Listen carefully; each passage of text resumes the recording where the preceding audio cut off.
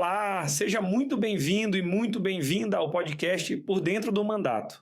Este é um programa criado para quem quer saber um pouco mais sobre as proposições legislativas que eu, deputado federal Rubens Pereira Júnior, apresentei na Câmara dos Deputados. Toda semana, nossos apresentadores gerados por inteligência artificial vão falar sobre um projeto apresentado, mostrar como ele impacta na vida real das pessoas.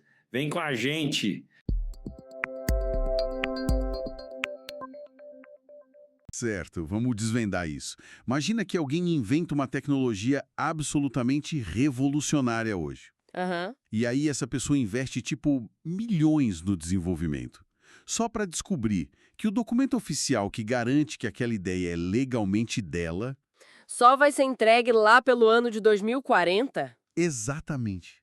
Em muitos setores, 14 anos de espera é tempo suficiente para a inovação sair do laboratório e ir direto para um museu de tecnologia. E, por incrível que pareça, é essa a realidade oculta que molda a inovação aqui no Brasil. É um cenário bem complicado, né? Muito. Então, na nossa análise de hoje, o nosso objetivo é tirar um pouco o foco dos laboratórios e olhar para os bastidores, para aquelas engrenagens burocráticas mesmo. A gente tem aqui na mesa o projeto de lei ordinária 1512, do ano de 2026, que é de autoria do deputado Rubens Pereira Júnior. Que propõe mudanças bem drásticas na lei da propriedade industrial, a lei lá de 96. Isso. E a nossa missão hoje não é dar uma aula de direito, tá? Longe disso. A gente quer extrair os impactos reais dessa proposta para quem inventa, para as empresas e para a sociedade em geral. Porque sem patentes eficientes, ideias brilhantes simplesmente morrem na gaveta. O sistema de patentes, no fim das contas, opera com uma função econômica muito fria, sabe? O acordo básico da sociedade com quem inventa é o seguinte: a pessoa torna o conhecimento público e, em troca, ela ganha a exclusividade comercial por um tempo determinado. Justo. O problema é que, quando o tempo de análise sai do controle, esse acordo é simplesmente quebrado. Quem investe em pesquisa precisa de segurança, né? Precisa saber que o Estado vai validar essa exclusividade antes da tecnologia ficar obsoleta. Com certeza. Porque uma patente concedida tarde demais é só um certificado histórico. Tipo muito caro. Exato. Um papel carimbado de algo que o mercado já deixou para trás. E para a gente entender o quão ruim a situação realmente é, a ponto de motivar uma lei nova, a gente precisa olhar para os dados históricos que estão na justificativa do projeto. O documento traz uma informação que soa quase absurda. O Instituto Nacional da Propriedade Industrial, o INPI... O órgão responsável. Isso. Eles operaram por décadas com prazos de exame que chegavam a mais de 14 anos para algumas tecnologias de alta demanda. 14 anos. É muito tempo. Tipo, investir em tecnologia e esperar isso tudo por uma patente é como comprar um computador de última geração pela internet e a entrega demorar 14 anos. Quando o pacote chega, o aparelho já virou sucata. Exato. A exclusividade comercial perde todo o sentido prático. O que é fascinante aqui, ou talvez preocupante, é que o fator tempo destrói a viabilidade de qualquer negócio. E no contexto brasileiro, ele é ainda mais letal por causa de um detalhe econômico incontornável. O documento base cita uma reportagem da CNN Brasil de 2026, que coloca o dedo na ferida, que é a taxa Selic. Os juros básicos a 15% ao ano? Isso. Com a Selic a 15%, o custo do capital no Brasil fica, assim, altíssimo. Demorar anos para aprovar uma patente afasta multinacionais na hora. Porque o dinheiro fica extremamente caro de manter, né? Muito caro. Se uma empresa de biotecnologia capta recursos no mercado, ela compete com os títulos públicos, que dão um retorno alto e seguro. E se ela precisar esperar mais de uma década só para saber se vai ter proteção legal sobre a inovação, o investidor foge. Ninguém sustenta uma década de incerteza jurídica pagando 15% de juros. Ninguém. Isso afunda os investimentos em pesquisa e desenvolvimento no país. Mas, lendo as fontes, tem um paradoxo aqui. A gente vê que o INPI, na verdade, melhorou nos últimos anos. Os próprios dados mostram que o tempo médio caiu. Sim, caiu bastante. Foi de 6 anos e meio ali em 2020 para pouco mais de 4 anos no final de 2025. E eles têm uma meta interna de chegar a 2 anos até o fim de 2026. Se o INPI já está melhorando por conta própria, por que criar uma lei nova? É uma ótima pergunta. A redução do tempo médio é real, mas ela acaba mascarando um passivo monstruoso. O órgão ainda carrega um backlog gigantesco. A fila atual de pedidos pendentes tem mais de 115 mil processos. 115 mil. Nossa. E fica pior, o gargalo real é a segunda instância. Quando uma patente entra em fase de recursos, sabe quanto tempo demora em média? 1.288 dias. Pera, isso dá o quê? Uns 3 anos e meio. Quase isso. 3 anos e meio só na fase de recurso. É muito absurdo. Então, uma patente passa a janela comercial mais valiosa dela presa num limbo jurídico. O que nos leva diretamente à solução que o PL 1512 propõe. Se essa meta de 2 anos já existia no papel lá no INPI, a lei agora tenta transformar isso numa obrigação matemática. Eles criam novos cronômetros. O artigo 35A, por exemplo, fala em 18 meses máximos para o primeiro exame de mérito. Certo, a partir do pedido. Isso.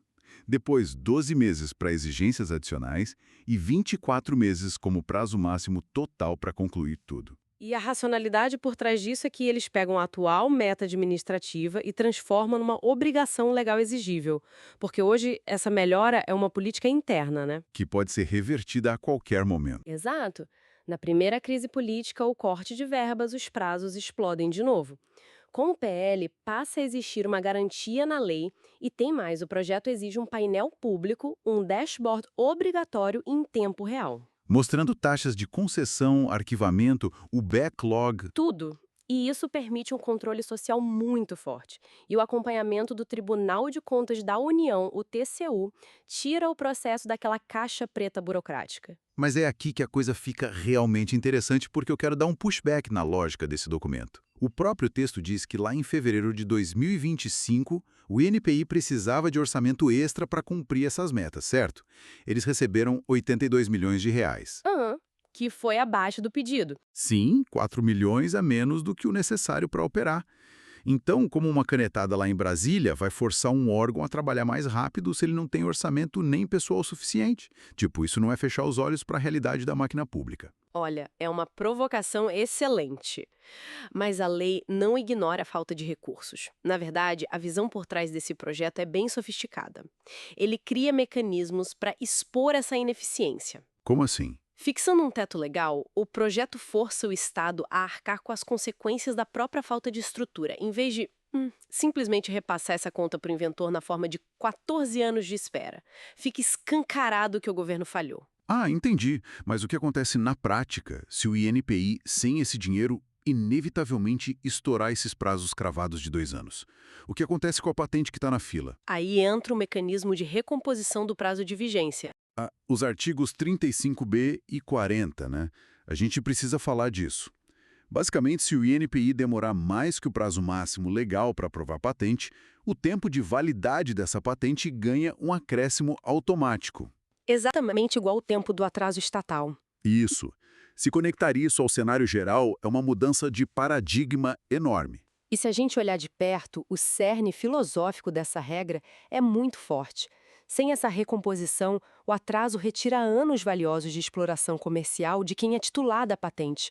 O Estado não pode de jeito nenhum se beneficiar da própria lentidão. Sim, seria premiar a ineficiência. Pois é. E o documento até cita precedentes legislativos, tipo o PL 2210 de 2022 e um substitutivo do senador Jacques Wagner, que já debatiam essa compensação antes. Só que aí vem um questionamento crítico, pensando em quem consome e na sociedade. Qual? Pensa bem, se a patente é estendida e o monopólio dura mais tempo, isso significa que a sociedade vai demorar mais para ter acesso a versões genéricas e mais baratas de um produto.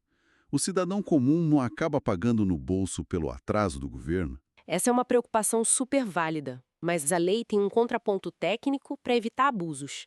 A recomposição não se aplica se o atraso for culpa do próprio inventor. Ah, tipo se a empresa enrolar para mandar um documento? Exato. Se houver demora em responder exigências, o cronômetro para. A lei tenta equilibrar a segurança jurídica para atrair quem inova, porque a lógica dura de mercado é que, sem a patente, esse produto inovador... Sequer existiria aqui no país, né? Isso. Não haveria investimento em primeiro lugar. Tá, mas prolongar prazos no fim da validade é meio que um curativo. Como curar a ferida real da falta de orçamento que a gente mencionou antes? porque a lei traz um remédio financeiro que eu achei bem interessante. As vias expressas. Isso, o exame acelerado. O projeto cria esse regime acelerado, onde se paga uma taxa extra, a tal taxa de prioridade.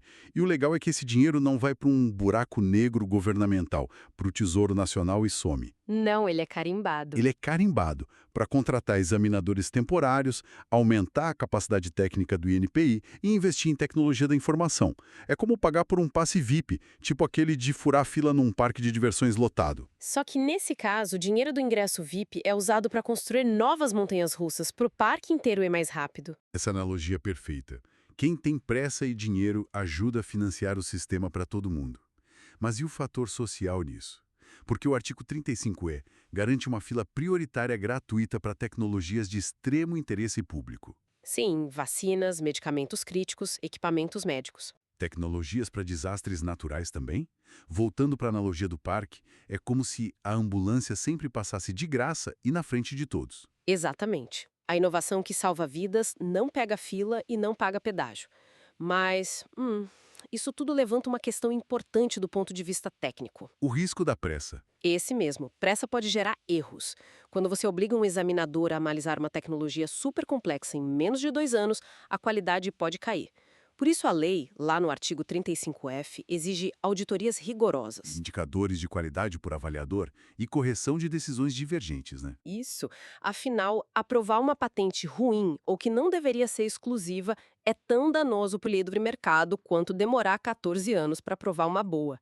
Trava a concorrência sem necessidade. Faz todo sentido. Bom, a gente dissecou a engrenagem inteira aqui. O problema histórico da demora, as metas de tempo de 2 anos, a compensação se o Estado falhar e o financiamento dessa via expressa que ainda protege os setores vitais. É um projeto bastante completo nas suas ambições. Então, o que tudo isso significa resumindo? Que o PL 1512 é uma tentativa estrutural de dar previsibilidade matemática e inovação aqui no Brasil. Eles pegam as promessas gerenciais e convertem em garantias legais. E ao criar fontes alternativas de financiamento com as vias expressas, o texto tenta tirar o país daquela incerteza crônica que afugenta o capital. E para a audiência que está acompanhando a gente, É porque isso importa no dia a dia, né? quem consome essas tecnologias, essa burocracia que a gente analisou hoje é, na verdade, a linha de montagem invisível do nosso futuro. Compreender isso é entender para onde o mercado de inovação está caminhando. É a diferença entre o país ser um criador de tendências ou apenas um importador de soluções atrasadas. E para encerrar nossa análise de hoje, eu queria deixar um pensamento um pouco provocativo, algo que não está nas fontes, mas que vale a reflexão. Manda! Se leis como essa lutam tanto, criam taxas e mudam sistemas para reduzir o exame humano de patentes para 2 anos, O que já é um desafio colossal. sim, mas o que vai acontecer quando a inteligência artificial conseguir cruzar bancos de dados globais e emitir um parecer técnico de novidade em questão de segundos? Nossa, é uma quebra de paradigma total. Exato. A gente estaria criando prazos super rígidos para um sistema puramente humano que, muito em breve, poderá se tornar totalmente obsoleto pela própria tecnologia que ele tenta proteger. É algo para se pensar, né? Com certeza. O futuro chega rápido demais. Chega mesmo. Bom, a gente agradece muito a audiência de quem acompanhou a gente até aqui. Fica o convite para continuarem refletindo sobre o tema. Um abraço e até a próxima análise. Obrigado por escutar este episódio. Compartilhe com seus amigos e familiares e também nos siga nas redes sociais pelo @Rubens Pereira Júnior, com JR no final, para ficar por dentro do nosso mandato. Até a próxima!